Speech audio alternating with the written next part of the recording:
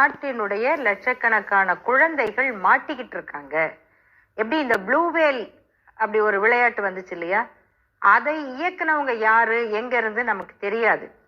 அந்த மாதிரியான டேஞ்சரஸ் கேம்ல மாட்டிய நம்ம குழந்தைகள் மீது அக்கறை உள்ள யாருக்கும் இதை இயக்குறவங்க மீது என்ன ஒரு பயம் வருமோ அந்த மாதிரியான ஒரு அச்சம் வந்தது. ஒரு டேஞ்சரஸ் கேரக்டர் அப்படிங்கிறது. ரெண்டாவது, அது ஒரு வெல் ரிஹர்ஸ்டு ஸ்கிரிப்ட், நல்ல மனப்பாடம் செய்யப்பட்ட ஒரு வசனம். அதை பார்க்கும்போது கலெக்டர் சார் நீங்க நல்லவங்க, இந்த வசனமெல்லாம் ஞாபகத்துக்கு வருது. இது மாதிரி பல படங்கள்ல நம்ம வசனங்களை பார்த்துருக்கோம்.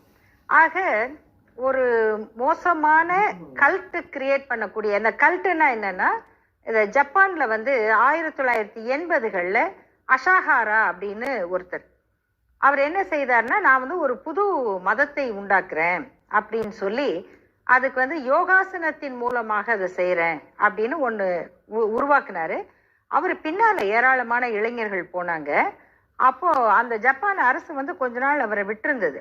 பிறகு பார்த்தா அவரை பின்பற்றுகிற இளைஞர்கள்லாம் மிக மோசமான ஆபத்தான வேலைகள்ல இறங்குனாங்க.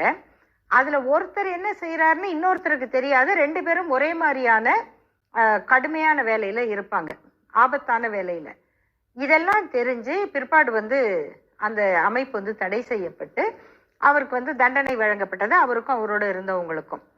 இந்த மாதிரி மன அமைப்பு கொண்ட ஒருவரை இயக்கிறது யார்? இந்த வசனம் யார் எழுதி கொடுத்தது?